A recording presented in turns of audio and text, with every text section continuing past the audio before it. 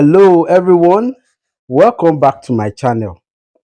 Today we are going to be discussing what is really happening currently with the issuance of visas for third country national, especially in Egypt.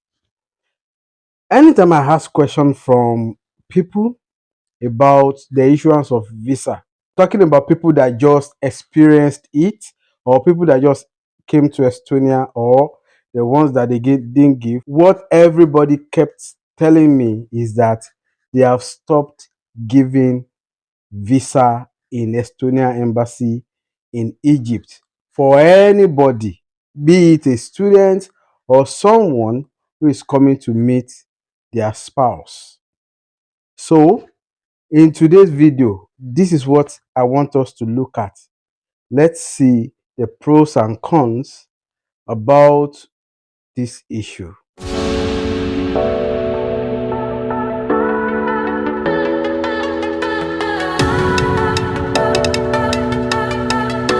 The reality on ground about the issuance of visa for third country nationals in Egypt to Estonia, be it a student or any other visa for that matter, is that the rate at which visas are being rejected is higher than the rate at which visas are being issued.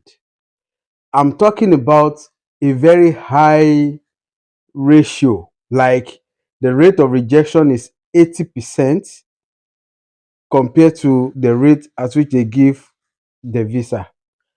I'm talking about if, for example, 100 people from a third country national apply for a visa in Egypt to come to Estonia either to study or any other type of visa. If they give 20 people the visa, it means they have rejected 80 people the visa. If it is 50 people that apply for the visa, they reject 40 people and they give 10 people. If it is 25 people that apply, they reject 20 people and they give 5 people. I'm telling you, that is the reality on ground about the issuance of visa, most especially to Africans.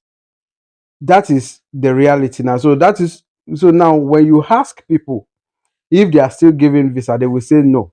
So it is difficult to make the decision to travel all the way from wherever the country you are coming from in any part of Africa to travel to Egypt to go and obtain visa to come to Estonia, because already it costs a lot of money before you can get a visa to Egypt, and then before you can book a flight going to Egypt and every other things that is required, because at least you are going to spend nothing less than 4,000 euros equivalent if you are going to obtain your visa to Estonia in Egypt. So this decision is very, very trivial, because if the probability of you getting a visa is 2 out of 10, you look at it very, very well if it is actually worth it to go to Egypt to actually go and apply for the visa in the first place. So this is a very, very sad situation, but it is the reality on ground. But then, if you still look at it very well, people are still getting visa. For example, I said that it is based on ratio. If 10 people apply, they will reject 80 and give 2. At least people are still getting it. Now, the question we should ask ourselves is, the 2 that got it, what did they do differently? Why were they considered to be given a visa to come to Estonia? And then the remaining 8, why were they rejected? I think that there is a kind of something that we are not really understanding about this approval of visa and rejection of visa. But like I used to say, the advice that I'm going to give anyone that want to apply for a visa is that prepare for that visa application at least 6 months before the actual date. Or let me say that start preparing for your visa application immediately you see that they have given you admission. Once you secure your admission, start preparing for the application of your visa. And from my understanding, the major reason for their denial of visa is proof of fund. That is the major issue, proof of fund.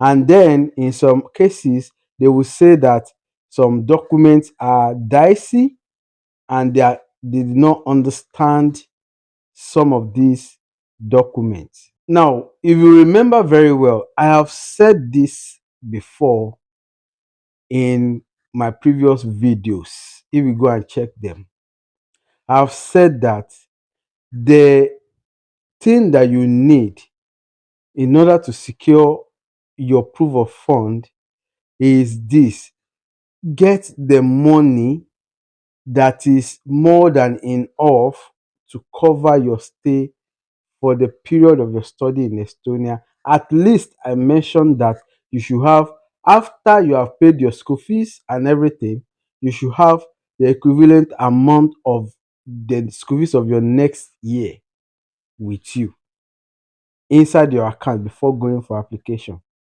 Now, I got a typical example of this uh, visa application about somebody. You see, this person, you know, sometimes we are the one that do ourselves. This person wanted to apply for a visa. Let's say that the appointment date is tomorrow. The money this person wants to use as a proof of fund was deposited in his account today. Now, let's, you know, let us analyze this thing by ourselves. How is it possible that you wanted to go for a visa interview tomorrow and the money that you need to apply for the visa, the proof of fund, you just deposited it into an account today? And you know what's funny is that that particular account has been dormant for a long time, and they only put the money there because they are going to use the account for proof of fund. Now, if you are the visa officer or if you are the consular, what would be your decision? How is it possible for you to use an inactive account to do proof of fund just because tomorrow is your appointment? Now, do you understand what I'm trying to say? So, some of us, we are the problem of ourselves. You don't do that. I mean, it is even better for you not to even approach the embassy in the first place than for you to do that, because it is obvious that they are not going to give you the visa. The account must be up and running at least for the past 6 months. That's what they need. And then, if you are using your own personal account, you say you can sponsor yourself in school, but your previous statement in the last 6 months does not show the fact that you can actually sponsor yourself in school. And we need to begin to, reorientate ourselves about the proof of fund so that the success rate for visa application will increase. In conclusion, what I've gathered is that the rejection of this visa, even though I would categorically say that for the fact that you are from Africa in general, we are naturally at a disadvantage already. That's that is a fact. That is one of the reasons why visas are mostly being rejected. Now, secondly, the issue here is that we ourselves need to educate ourselves about the documents that we are submitting. These people you are dealing with, I mean the consular, they are psychologists. You know, this visa application require interviews and everything. When you say that you have 10 million naira in your account, and you personally, you don't sound like somebody that have 10 million naira in their account. I mean, you understand what I'm trying to say? So let's ensure that everything we do is authentic. The account is as per required. So let's do things in a more proper way so that we can get a success story more than rejection story. Because if you consider the amount you spent, the money is usually too much.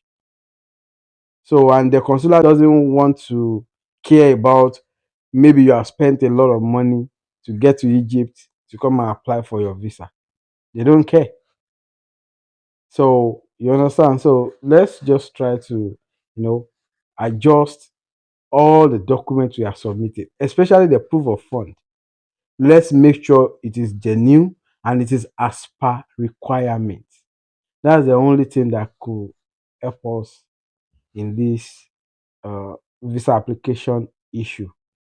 So I wish everybody well. And for the people that they rejected their application, I know a lot of people personally. Some of them are my subscribers. I know so many of them personally, and in fact, it is very sad that I don't get to meet them in Estonia because I've been actually waiting for so many of them before. So I wish everybody well, and I hope that the issuance of the visa improve for Africans. So thank you so much for joining me today. I'm wishing everybody success in everything we do. So until I see you next time, peace out.